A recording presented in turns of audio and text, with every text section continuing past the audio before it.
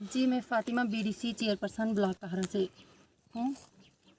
Sir, जो ये आप देख रहे हैं, कल से यहाँ हमारे एक्स एमएलए और एक्स सरपंच साहब वहाँ मातम हुई थी द्रुहट पंचायत में, तो वहाँ गए थे। तो वहाँ उन लोगों ने, जैसे वो निकले वहाँ से, उन लोगों ने वहाँ रोड ब्लॉक कर दिया और उन्होंने इतना पथराव किया और इतनी मारपीट की कि कुछ लोग ज़ख्मी भी हो गए हैं। और सर, मेरी एलजी साहब से, डीसी साहब से और एसएचओ साहब से और गवर्नर साहब से, ड्यू काम साहब से यही रिक्वेस्ट है कि जिन लोगों ने ऐसा किया है तो उनके खिलाफ कानूनी कार्रवाई की जाए। और सर, कौन थे वो लोग? सर, वो जो ये हमारे जो कहरा कंस्टिट्यूंसी के डीडीसी मेंबर महराज मलिक हैं, ये उन लोगों की साजिश है, क्योंकि उन लोगों को उसने ही भड़काया था कि जैसे यहाँ से एमएलए साहब की गाड़ी आगे जाएगी, आप इसको यहाँ रोड ब्लॉक कर देना। सर, रोड का इशू नहीं है, क्योंकि यहाँ ये तो अब अगर उसको डीडीसी कैंडिडेट चुना गया है तो उसको लोगों की प्रॉब्लम को सॉल्व करना है, ना कि प्रॉब्लम क्रिएट करना है।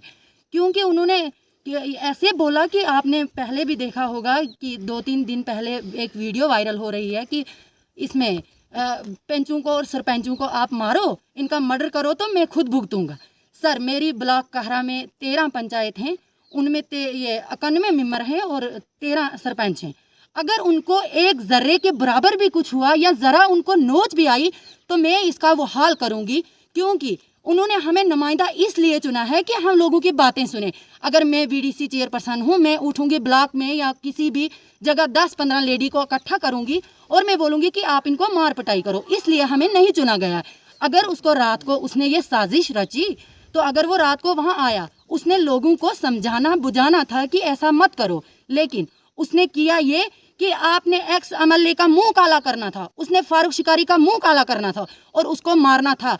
सर, ये कौन सा कानून है? ये कौन सी डेमोक्रेसी है? ये कौन सी पॉलिटिक्स है? सर, मैं एलजी साहब से सवाल करती हूँ और मैं डीसी साहब से ये अपील करती हूँ कि जो इन गरीब लोगों की मांगे हैं ये पूरी की जाए। जो ये सर हमारी नीचे से जिस रोड का ये इशू है, सर, एक मास्टर है इकबाल, उसको गाड़ी चलानी नहीं आती थी और उसने, जब उसको गाड़ी चलानी आती नहीं थी, ना उसके पास लाइसेंस है, उसने ऐसे ही गाड़ी में 3 दिन हुए गाड़ी लिए हुए तो वो गाड़ी चलाने बैठ गया। उसको जब गाड़ी चलानी आती नहीं थी, वो क्यों बैठा था? हमें 3 साल हो गए, हमने गाड़ी ली है, जब हमें नहीं आता है हम नहीं चलाते हैं, हमने ड्राइवर रखा है, उसको हम पे देते हैं। तो सर, उसको जब गाड़ी चलानी नहीं आती थी तो उसने क्या किया, कुछ घुमाया फिराया तो उसका एक्सीडेंट हो गया।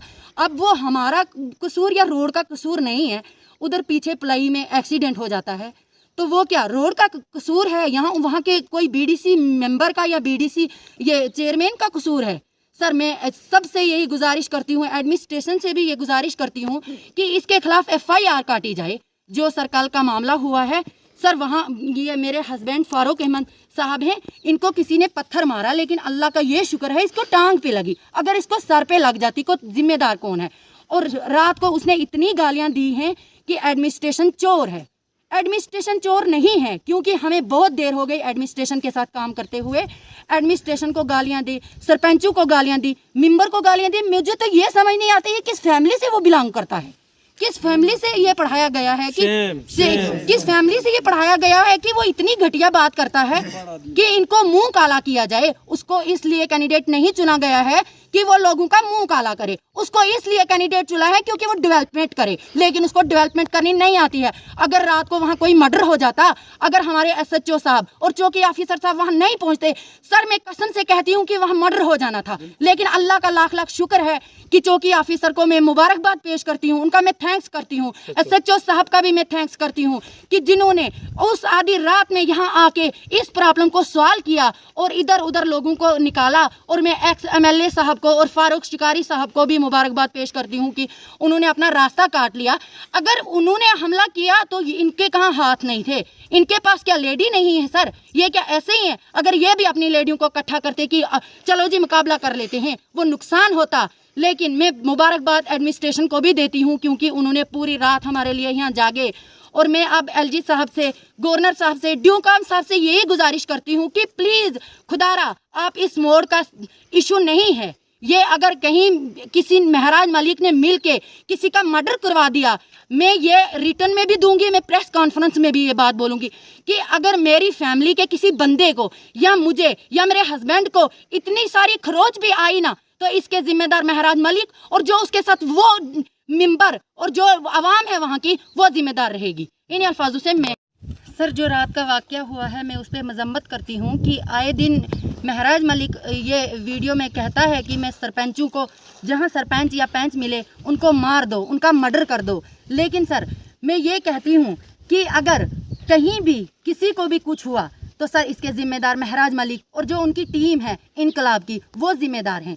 सर हमारी ये नहीं है हमारा मकसद कि हम किसी का मर्डर करें या हम इतनी सारी भी तकलीफ़ पहुंचाएं, क्योंकि लोगों ने हमें बड़ी उम्मीद से चुना है। और जब उन्होंने हमें चुना था, उन्होंने ये नहीं सोचा था कि ये लोग किसी का मर्डर करेंगे या ये लोग किसी को नुकसान पहुंचाएंगे। उन्होंने बड़ी उम्मीद से हमें चुना है और हम डेवलपमेंट चाहते हैं, किसी का मर्डर करना नहीं चाहते। सर तो मेरी गुजारिश है एडमिनिस्ट्रेशन से कि इसके खिलाफ FIR काटा जाए। मैं Mohammad Rafi ward number 2 ST बस्ती रोड से बात कर रहा हूँ। सर जो रोड का ये आपने इंटरव्यू लिया, पहले भी काफ़ी लोगों ने दिया, तो जो ये मसला रोड का है, तो ये रोड यहाँ तक जो कटी हुई है, तो उस साइड से कंपनी वालों को तेल के लिए दी थी, जिस पे आज हमारे DDC साहब ये जो है सियासत करना चाहते हैं। तो ऐसा कोई मसला नहीं, जब तक मुआवजा नहीं दिया जाएगा तब तक हम रोड यहाँ से नहीं देंगे। मुआवजा दे देंगे तो हम भी रोड निकालने देंगे, ऐसे हम मार जाएंगे यहाँ, लेकिन रोड नहीं देंगे सर। क्लियर बात है, क्योंकि गरीबों के साथ जुल्म हो रहा है सर। हमारी ज़मीनें जिसको 1 कनाल थी वही कट गई। इस वक्त ज़मीन के कोई मतलब नाली नहीं रोड में निकाली। जब बारिश लगती है तो पूरा पानी जाता आगे, हमारी ज़मीनें सब बह के नीचे चली गई हैं। तो हम एडमिनिस्ट्रेशन यही गुजारिश करते हैं कि हमारे इस मसले को जल्दी हल किया जाए। जब तक हमें मुआवजा नहीं दिया जाएगा हम रोड नहीं खोलने देंगे। आपका क्या कहना है इस पर, क्योंकि आपकी जिम्मेदारी है, आपको लोगों ने चुना है, तो आप क्या कहना चाहिए? मैं तो यही एडमिनिस्ट्रेशन से गुजारिश करती हूँ कि जो ये रोज़ रोज़ की धांधली है इसको प्लीज़ खुदारा ख़त्म करो, क्योंकि इन लोगों की ज़मीन भी कट गई, इनके बाग भी चले गए। इन्होंने कौन सा गुनाह किया है कि ये रोड अगर इनको दी है, तो अगर इनका मुआवजे का मसला हल हो जाता है तो ये रोड इधर से छोड़ देंगे। जो थोड़ी सी रोड है नीचे से, वो तो इन्होंने तेल के लिए दी हुई थी, क्योंकि अब रास्ता ही वही बना लिया। अब बगैर मुआवजा के अगर इतनी बड़ी बिल्डिंग को कैसे उठाएं? सर प्लीज़ मैं गवर्नर सर से और LG साहब से और एडमिनिस्ट्रेशन के पूरे जितने भी बड़े बड़े ऑफिसर हजरात हैं, मैं इनसे गुजारिश करती हूँ कि इन गरीब लोगों की मांग को पूरा किया जाए। और हम भी, ये लोग भी चाहते हैं, ये बोल रहे हैं कि हम इसको रोड को छोड़ देंगे, लेकिन हमारा मुआवजा दिया जाए। और ये रोड को छोड़ देंगे अगर इनका मुआवजा दिया जाए, क्योंकि मैं इनके साथ खड़ी हूँ। इन्होंने बड़ी उम्मीद से मुझे चुना है। जब तक इनका मसला हल नहीं हो जाता तो मैं पीछे नहीं हटूँगी।